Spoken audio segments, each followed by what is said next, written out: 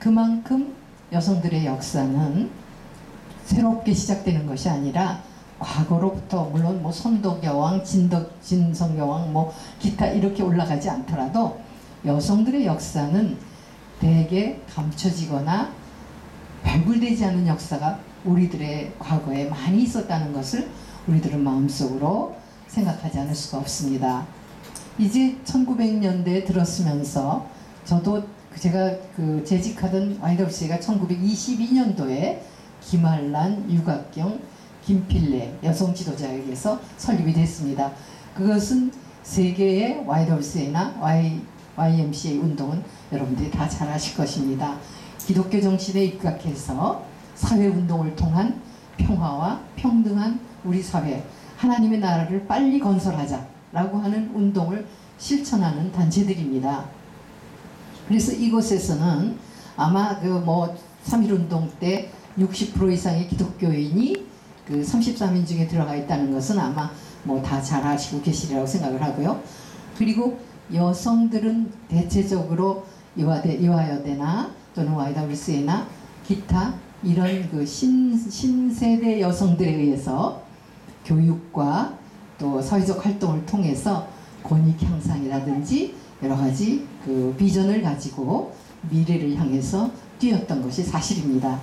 저는 그곳에서 1922년에 창설된 YWCA에서 30여 년의 역사를 함께 하면서 정말 기독교적 신앙을 바탕으로 이런 사회운동을 했던 역사적 사실이 많이 알려지고 다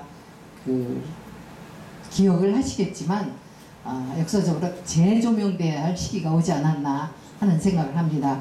특별히 오늘이 위안부를 여러분 기억하시죠? 이것은 찬반 양론이 있기 때문에 더 이상 얘기는 안 하겠지만 김학순 여사 위안부를 처음 우리 세상에 발표한 김학순 여사가 8월 14일 날 그것을 밝혔기 때문에 여성가족부가 오늘을 제1회 여성 위안부의 날이라고 그렇게 칭을 했다는데 그것은 학계나 또는 정치, 사회적으로 많은 찬반 양론을 갖고 있기 때문에 저는 여기서 말씀을 드리지 않겠고 그는 뜻깊은 날이라는 말씀만 드리겠습니다. 이렇게 역사적인 환경에서도 여성들은 국가사랑이라든지 사실 여성의 이름은 여성이라는 이름도 있지만 물론 남녀가 다 마찬가지지만 어머니로서 딸로서 여성으로서 여러 가지 역할을 해가는 과정에서 정말 희생과 봉사적 관점이 아니면 해나갈 수 없죠. 또 기독교 역사에서도 특히 우리나라의 기독교 역사에서 여성들의 역할이라는 것은 내놓지 않고 지금까지 지금은 목회자님들도 계시고 또 교회 문화가 여성들에게 많은 역할을 주고 있지만 역할은 있으되 능력 인정은 어떤 직급은 교회 직분은 남성들 중심으로 이루어진 것이 또한 사실이지 않습니까? 사실 감리교단이 여성 목회자를 인정하면서 처음 시작되지 않았나요? 그 역사가 얼마인지 제가 사실은 잘 모르지만 그런 역사적인 기독교 역사적인 입장에서도 여성의 역사는 많이 가리워져 있다. 그럼에도 불구하고 우리나라 교회의 주춧돌은 여성이 아니겠는가. 아까 목사님께서 제가 교회의 권사라고 하셨는데 권사 아니에요. 집사예요. 그래서 그걸 밝히고 저는 이제 YWCA에서 많은 활동을 하고 그러기 때문에 사실 권사의 직분을 받지 못했고 그냥 집사로 박종숙 목사님 교회를 이제 오랫동안 다니고 있는데 아까 목사님께서 권사라고 하셔서 아이고 저건 아닌데 하고 제가 성정을 하는 겁니다. 이제 우리가 미래지향적인 입장에서의 여성의 역할이 어떻게 변화되고 있는가라는 것에 대해서 여러분과 함께 말씀을 드려보고자 합니다. 사실상 여성의 역사 그러면 가부장적 사고 속에서 옛날에 구로공단 제가 노동부에서 잠깐 일을 한 적이 있었어요. 그때 구로공단에 가서 실태 조사를 해보면요. 왜 공장에 왔나요? 왜 공장에서 일하게 됐나요? 이렇게 말하면 아, 10분 휴식하셔야 돼요? 어떨까요? 아, 근데 원하신다면 뭐 휴식하시겠어요? 힘드실 것 같고. 제가요? 예. 아니, 제가 힘들어 보여요? 아닙니다. 저는 힘들지 않으니까 그냥 끝내는 걸 원하는데요. 네, 그래서 이제 얘기를 들어보면 어떻게 얘기하느냐 하면, 손을 들어보세요라고 하든지 조사를 할 때 보면, 오빠의 학비를 대기 위해서, 남동생 오빠의 학비를 대기 위해서 우리 아버지가 술만 좀 안 드시고 가정을 잘 지켰으면 내가 공장까지 안 왔다 라고 하는 실태조사가 90%를 육박했습니다. 그게 우리들의 역사입니다. 산업 현장에서 많은 여성들이 많은 역할을 했다는 것은 구로공단이라든지 여러 가지 그 공단이 있어서 산업화 시대에 여성들의 역할이 얼마나 컸다는 것은 말할 수 없습니다. 산업포장이라고 해서 그 TV에서 뭐 어느 날 산업의 날, 뭐 무역의 날 상을 탈 때 보면 쫙 남자들이 서 있고 가운을 입은 여자 근로자를 맨 꼭대기에 하나 뒀습니다. 그래서 이제 조금씩 상을 주고 했는데, 사실상 그때 60만 여성 근로자가 결국 우리나라에 보릿고개를 넘기게 해줬다라고 해도 과언이 아닙니다. 사실상. 왜냐하면 모든 산업이 구로공단으로 들어올 때 뭐예요? 실도, 바늘도, 디자인도 다 외국에서 가져왔습니다.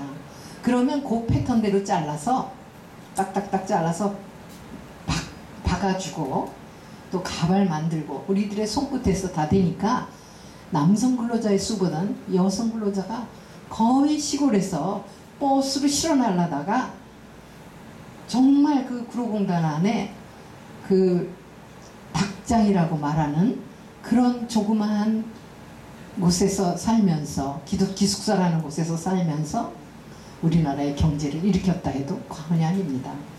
여성의 족적은 어디도 많이 있습니다. 그런 가운데 산업화는 어떻게 됐습니까? 정말 그 1960년대 이후 우리가 이북보다 못 살 때였어요. 그러나 여성들의 손끝에서 경제는 살아났고 우리는 보릿고개를 넘겼습니다. 그런 역사 속에 지금, 그때는 그러니까 남자를 위해서 여성의 희생은 당연하다는 시대를 거쳐서, 여러분 버스 안내원 땅땅 두들기고 출발하던 거 기억나시나요? 네. 16시간의 고된 노동 속에서 그들이 모두가 다 농촌에서 돈 벌어서 남동생, 오빠, 아버지를 위해서 희생했던 시절이 있었습니다. 그런 희생을 바탕으로 지금 우리는 이만큼의 경제를 우리 손에 쥐고 세계 10대 강국이라는 얘기를 들을 수 있었다고 해도 또한 과언이 아닙니다. 그런 역사를 뒤로 하고 이제는 정말 아기가 태어났을 때 아들 낳았다 그러면 시어머니, 친정어머니가 다 달려오고, 딸을 낳았다 그러면 가보지도 않았던 시대하고는 달라서 요즘 아빠들은요, 아들을 좋아해요? 딸을 좋아해요? 세상 많이 바뀌었죠? 너무 많이 바뀌었습니다. 1982년도에 존 나이스빗이라는 미래학자가 이렇게 얘기를 했어요. 메가 트렌드라는, 그러니까 커다란 유행의 물결이라는 책을 썼는데, 그 사람은 어떤 사람이냐면, 여러분 분권화라든지 또는 네트워크라든지 조직사회 뭐 이런 용어를 여러분 지금은 귀에 익숙하시죠? 그런 단어를 처음 그 책에서 쓴 사람이에요. 그 사람이 뭐라고 했냐면, 이제 21세기는 3F의 시대다 라고 말했다고요. 들어보셨죠? 이 3F가 뭐냐? 앞자가 F가 들어가는 세 가지가 시대를 주도할 것이다. 그런데 지금 우리가 몇 세기에 살고 있죠? 21세기에 살고 있는데 너무나 맞아 들어간 거예요. 너무나 맞아 들어갔어요. 물론 네트워크라든지 지방 분권화라든지 뭐 조직사회라든지 소셜 서비스 뭐 이런 내용의 이야기는 우리가 이제 일상 용어가 됐죠. 82년도만 해도 이 존 나이스빗이 그런 글을 발표하기 전까지만 해도 그런 용어는 익숙하지 않았어요. 그러나 존 나이스빗의 그 미국의 미래학자인데, 그분이 그런 용어를 쓰면서 그것이 아주 토착화되고 우리들의 용어가 돼버렸어요. 근데 그 사람이 말하는 그 3F가 주도하는 세상은 뭐냐? 첫째, female. 뭐죠? 여성. 21세기는 여성이 중심이 되는 사회가 될 것이다. 여성이 주도적인 세력이 될 것이다. 이런 말을 했어요. 그럴 때 모두들 남성 중심 사회에 있는 그 남성분들이 기분도 나쁘고 뭐 그럴까라고 생각을 했을 겁니다. 그러나 분명한 것은 달라졌어요. 여러분, 지금 아들답게 키운다. 그래서 물도 안 떠다 먹고 또 아들답게 키운다. 아들답게라는 게 뭐죠? 뭔가 조금 카리스마적이고 억압적이고 좀 힘을 중심으로 하는 느낌이 들죠? 지금 아들을 과거에 아들답게 키워놓으시면 출세는 바라지 마세요. 왜 그런지 아세요? 21세기는 여성 중심의 사회가 될 것이다 라는 그 말 자체는요, 여자들이 잘 될 것이다 라는 의미는 50%, 남성도 여성처럼 여성 비슷한 리더십을 가져야 출세할 수 있다는 것과 일맥상통하는 말이에요. 왜냐하면 21세기는 앞으로 좀 더 그렇습니다. 굉장히 섬세하고 배려하고 모성적 본능을 가진 사람이 출세할 수 있다, 성공할 수 있다. 출세라고 그러면 조금 그렇지만 그 무슨 뜻인가요? 남을 섬세하게 배려하고 어머니의 모성으로 리더십을 가지고 있는 사람이 성공할 수 있는 시대다라는 것을 예견한 거예요. 아들, 딸 구별 말고 여성적으로 키우셔야 됩니다. 그래서 뭐 부드럽고 뭐 조금 남의 앞에 가서 말도 못하게 하고 기를 죽이라 이런 뜻이 아닙니다. 여성의 여성성은 바로 섬세함과 배려 그리고 수용, 포용. 저는 그 장관을 그만두고 여성은 뭐 여성운동하는 사람들도 많고 하니까 저는 통일에 관심을 갖고 있습니다. 그래서 이제 그때부터 그 통일 사업을 하면서 경남대학교에서 이제 통일 과정도 마치고 그리고 지금 이제 통일 포럼을 하고 있는데요. 저는 그렇게 주장합니다. 한 10여 년 그 통일 사업에 관심을 갖다 보니까 통일은 결국 우리들의 포용력, 여성주의적 관점이 아니면 통일은 어렵겠다. 첫째. 두 번째는 복지적 마인드를 갖지 않고는 안 된다.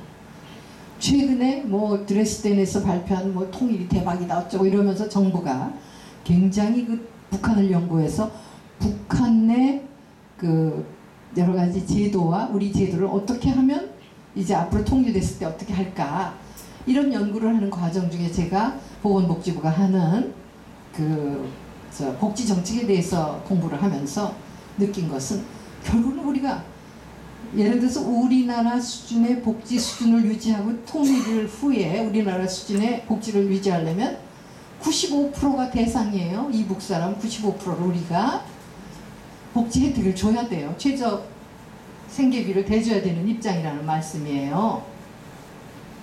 그러면 그들이 조금 더 성장한다 하더라도 우리가 복지적인 마인드를 갖지 않고 어떻게 그들을 수용하겠어요.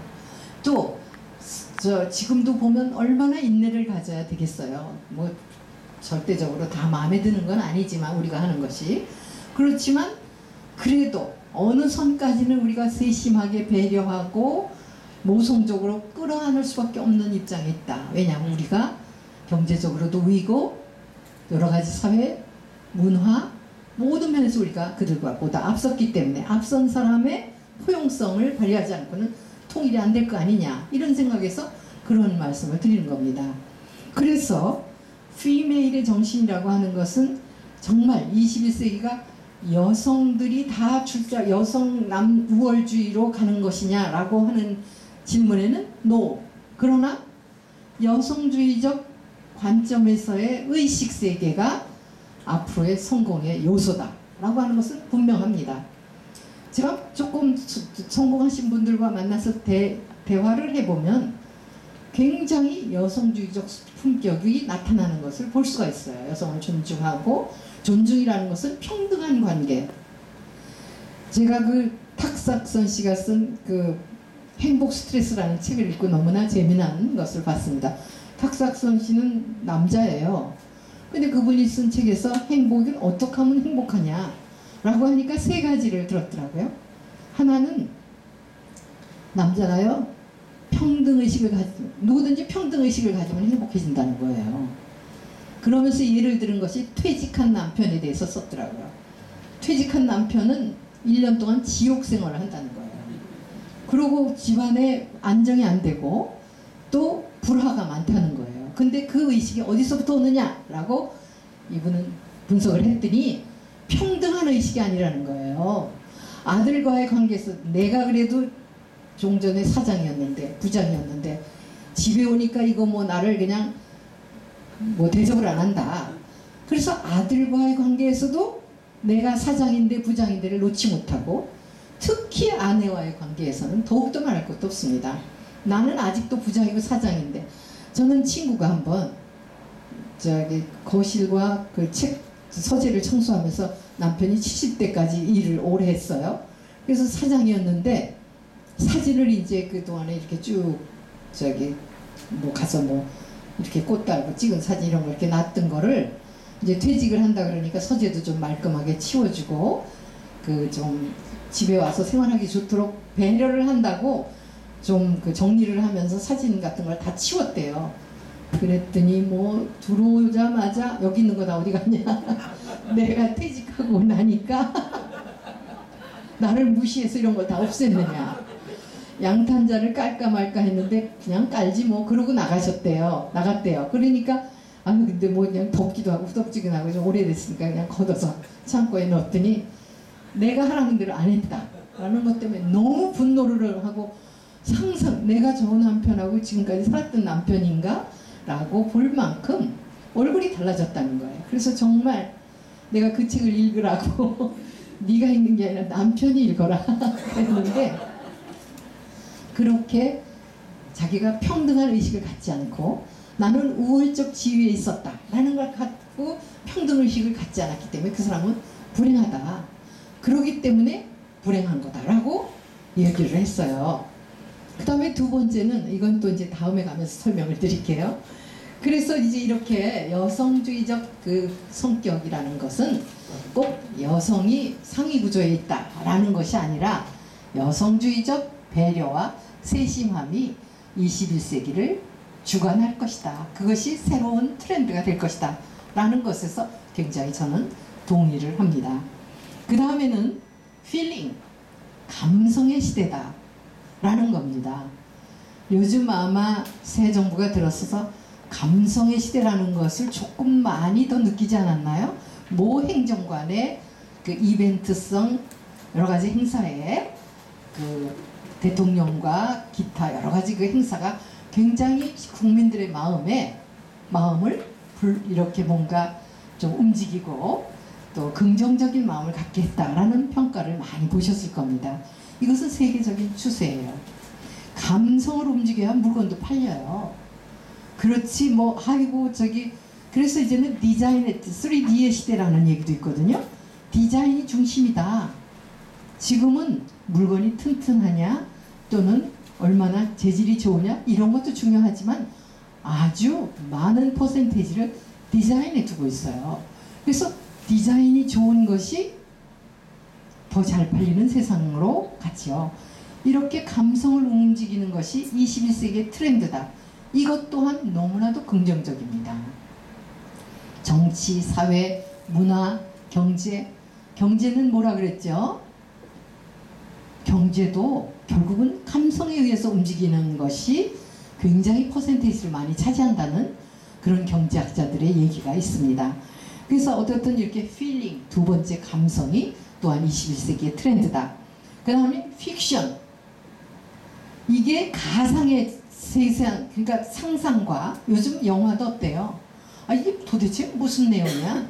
무슨 조선시대가 나오는가 하니까 현대시대가 나오고, 또 그 다음에 미래시대를 구상하고, 뭐 신과 함께 기타 이런 것도 조금 우리가 막 스토리텔링으로 빠져들기에는 뭔지 조금 가상적 세계가 보이는 것 같고, 과거인 듯 미래인 듯, 이런 그 픽션이 작용을 하는 것들이 인기를 끌고 있어요. 이제 21세기 중반에 들었으면서는 이 세 가지 현상이 굉장히 두드러질 것이다 라는 것은 제가 덧붙인 얘기입니다.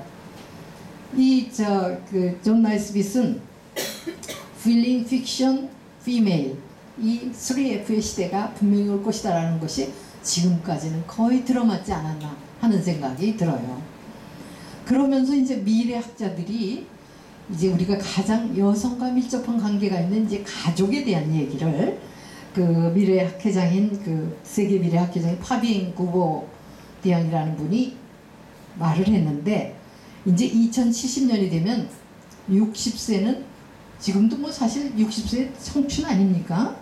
저는 그렇게 생각하고 싶어요. 근데 이 구비행이라는 사람은 60대는 이제 태어날 때, 그 다음에 이제 60세는 청춘이다. 그나마. 이제 그런 얘기, 이제는 뭐 이게 옛날 얘기 같습니다.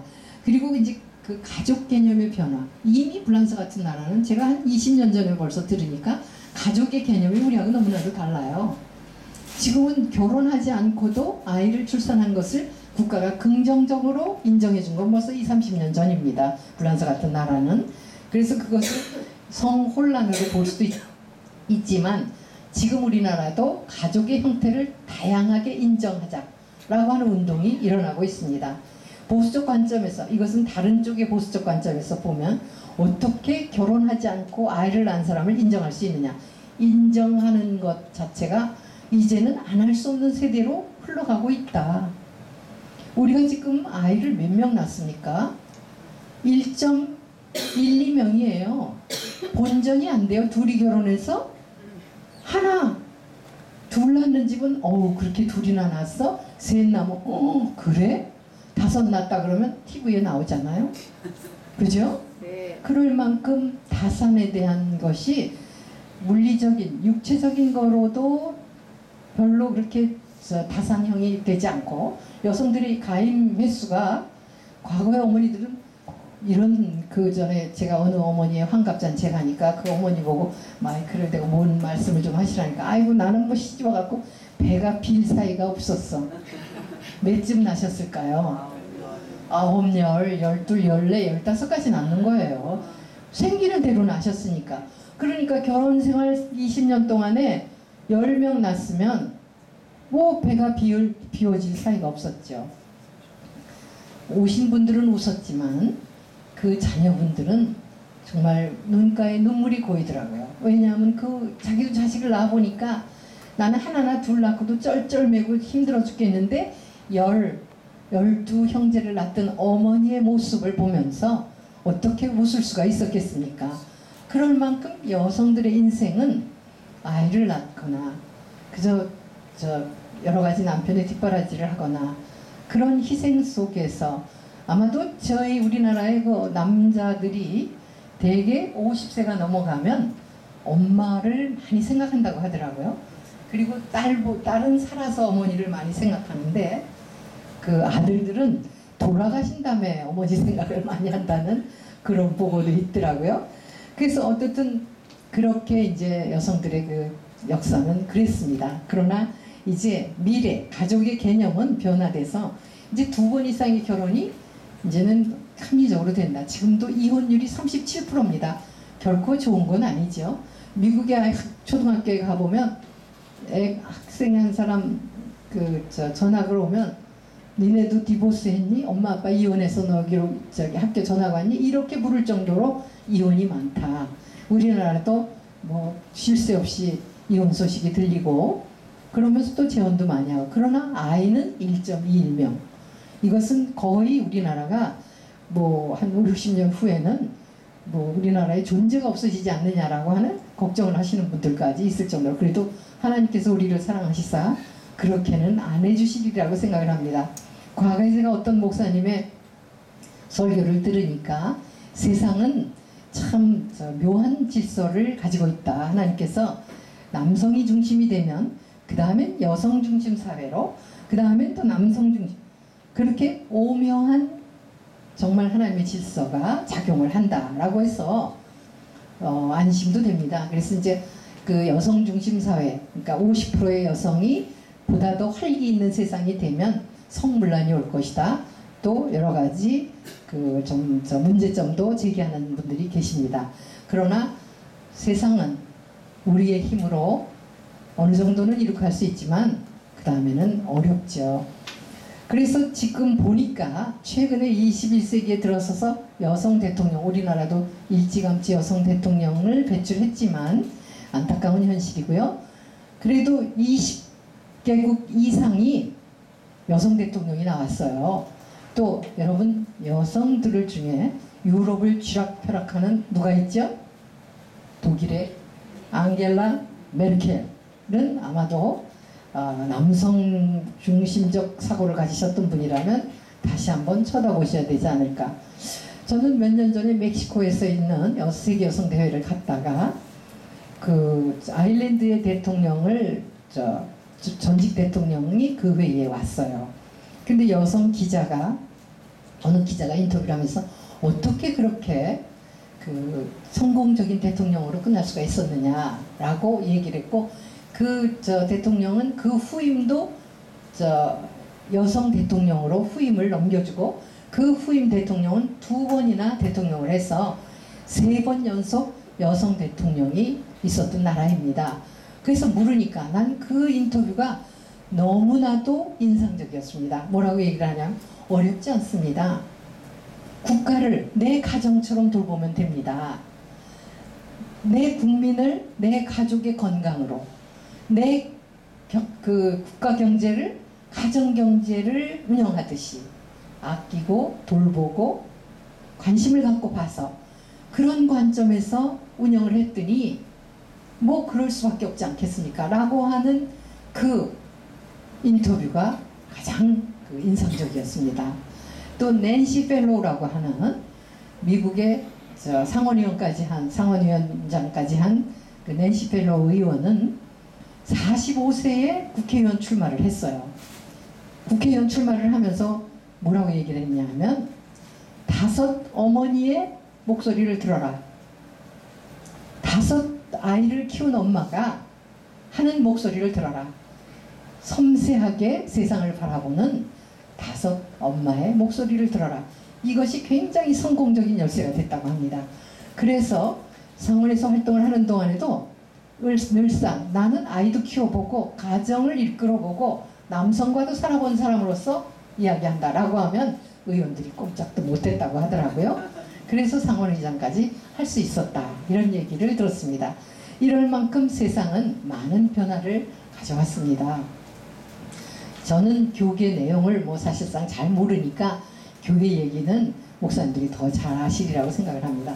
시대는 변화했고 또 미래 사회는 여성의 능력을 요구하는 사회입니다. 남성 중심 사회는 대체적으로 어떻게 비유하냐면 도끼 문화다. 무슨 뜻인지 아시겠어요? 남성은 도끼를 쓰죠. 그래서 되도록이면은 쾅 쳐서 2로 나누거나 3수로 나누거나 4수로 나눕니다. 여기도 회장님은 남성이고 사무총장님은 여성이라고 하시더라고요. 너무나도 좋은 조합입니다. 왜냐하면 여성은 바늘 문화입니다. 바늘 문화는 어떻게 돼 있죠? 2개로 쪼개진 천을 하나로 묶어요. 그래서 우리 사회는 남성 그리고 여성이 함께 존재하고 함께 일을 해야 효율적이고 성공적인 일을 할 수 있다라고 하는 겁니다. 그러나 특히나 이 바늘 문화에 비교를 하면 정치도 말이죠. 우리나라는 정치인만 잘하면 잘 될 것 같다라고 하는 세상의 이야기를 많이 듣습니다. 또 왜 곧잘 인격적으로 괜찮던 사람이 저 국회에만 들어가면 사람이 이상해지는 거야 라는 말도 여러분 들어보시지 않았나요?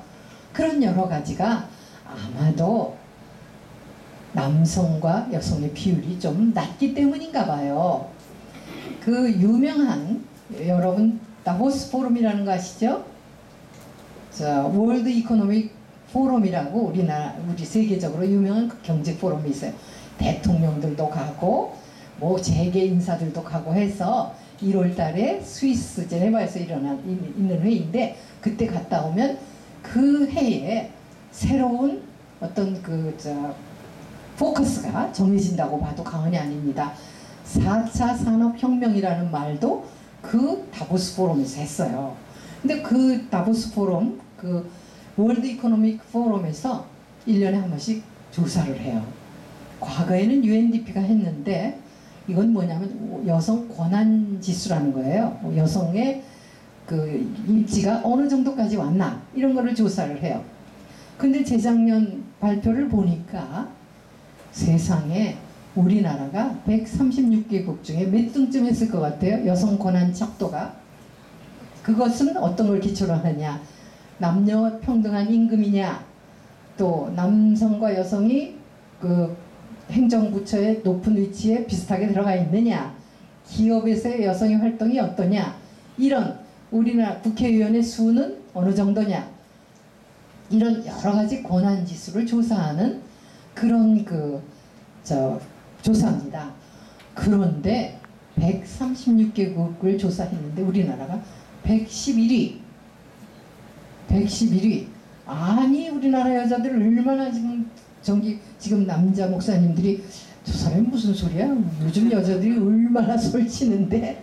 라고 보셨겠지만 실제적으로 통계적인 자료를 통해서 보면은 아직도 우리나라는 111위 136개국 중에, 제가 현직에 있을 때 유엔에 가면 한국은 굉장히 빠른 여성들의 그 권익보호가 잘 되고 있다라고 해서 제가 위원장도 하고 그랬어요.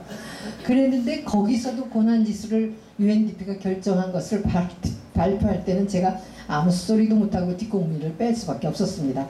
그때도 60위를 넘어간 적이 없어요. 우리가 생각하는 것대로라면 아이고 정말 그렇게 여자들이 요즘같이 뭐 살기 좋고 뭐 목사님들도 이렇게 많은 숫자가 되셨는데 무슨 그럴까라고 하지만 통계적인 지수는 분명하게 가르쳐주고 있습니다. 동일노동 동일임금에서도 여성은 하위구조, 학력구조는 이제 굉장히 많이 상승됐지만 84%가 대학 가는 그 나라는 세계에 얼마 되지 않습니다. 우리나라가 거의 아마 그 상위 그룹에 있을 거예요. 지금 오히려 유럽이나 서구 유럽은 대학 진학률이 자꾸 떨어져서 걱정이에요. 공부는 안 하고 그냥 뭐 내가 직업전선에 나가겠다 이런 사람들이 많아지는 것이 지금의 현상입니다. 유럽 같은 데는 학비도 없어요. 이 나라 국민 또 뭐 3%는 또 외국 유학생도 받아들이고 굉장히 그 합리적인 구조 속에서 학비도 없이 공부를 하라고 해도 안 하고, 요즘은 악기를 다루는 것도 잘 안 한다 그러잖아요. 힘들고 어려운 일은 피하는 거, 그런 세상으로 진입을 했기 때문에 아주 편하고 재미있고 쉬운 일을 한다 라고 하는 것이 이제 세계적인 그 분위기인데, 우리나라 우리가 이제 그 생각하는 바대로는 어떻게 우리의 지위가 이럴까 하지만 세계적인 지표에서는 아직도 우리나라가 굉장히 하위 구조에 있다. 국회의원 수를 보더라도 정말 30%는 여성을 의무적으로 비례대표에 넣어야 된다라고 해서 겨우 그저 한 20-30명 지금 자리를 잡고 있고, 내각도 스페인 같은 데는 50%입니다. 제가 유엔에 갔을 때 노르웨이의 여성부 장관이 유엔에 갔을 때 만나자고 해서 만났더니 그도 세 아이의 엄마예요. 그리고 친정어머니가 도와주셔서 이제 한다고 하면서 거기도 최소한도 30% 이상의 여성 장관이 있습니다. 우리나라는 하나, 저는 맨 처음에 출발할 때 혼자, 그 다음에 끝날 땐 복지부 장관하고 저하고 둘이 이제 그 일을 했고요. 지금은 세 사람이죠. 조금 피어진 장관이 보훈처 장관이 장관급이 됐기 때문에 넷이죠. 환경부, 여성부, 국토부, 그리고 보훈처. 그래서 네 사람이고 뭐 장관급이 그렇게 많이 있는지 그런 거는 뭐 내부적으로는 잘 모르겠습니다. 그럴 만큼 상위 그룹의 여성의 숫자는 아주 적습니다. 그리고 교단에서도 제가 알기로는, 제가 그 몇 년 전에 그 초교파적으로 하는 그 여성 엑스포 대회를 가보니까 장로님들은 그래도 여성들이 많이 계시고, 교회를 뒷받침하고 교회를 받드는 분들 중에는 뭐 여성이 너무나도 많지만 직분을 고위직으로 갖는 직책은 거의 남자 목사님들이 하신다든지 남자 장로님들에게 양보를 하고 계시더라고요. 분명히 이제 미래사회는 아마도 달라지지 않을까라고 생각을 합니다. 아마 요즘 누가 딸하고 아들이 있는데 아들은 그냥 어떻게든지 공부를 시킬 거고 딸은 지가 허문 하고 말면 말지 뭐 이렇게 말하는 부모님들이 계신지 잘 모르겠어요. 잘 모르겠어요. 그런 얘기를 하면 저 사람이 어느 세대에 사는 거야? 이렇게 말하겠죠. 그리고 대구 경북 지역에서 어떤 교수하고 제가 어느 회의에 가서 동침을 하는데 그 사람이 얘기하는 것을 보고 내가 깜짝 놀랐어요. 심지어는 과거에 그분이 지금 50대인데 그 자기가 저기 친정에서도 그 대구 사람인데 공부를 잘하고 그러니까 남동생 길을 꺾는다고 넌 좀 그만하라고 어머니가 그러셨고 결혼하니까 또 남편의 길을 꺾는다고 너는 좀 미국을 같이 유학을 가서 남편보다 먼저 이제 학위를 따고 이러니까 시어머니가 노골적으로 네가 남편의 길을 꺾어서 남편이 이렇게 안 된다 라는 말을 들었다고 하더라고요. 그런 것들이 아직도 우리의 그 사고 구조 속에는 많이 잠재되어 있다라고 하는 것을 볼 수 있습니다. 그러나 이제 미래 사회는 절대 그럴 수가 없다는 거고요. 우리나라의 그 교육 제도도 보면 그 창의성을 중심으로 한다기보다는 주입식 교육을 많이 시키는 것에 대해서 굉장히 문제가 많습니다. 한번 KBS 프로그램에 그 마타 호셰프라고 하는 그 이스라엘의 교육 제도에 대해서 들었어요. 그것은 뭐냐? What do you think? 네 생각은 뭐냐? 라고 하는 말이에요. 근데 이스라엘의 교육은 학교 갔다 오면 엄마들이 아이고야 너 선생님이 너 몇 번 시켰어?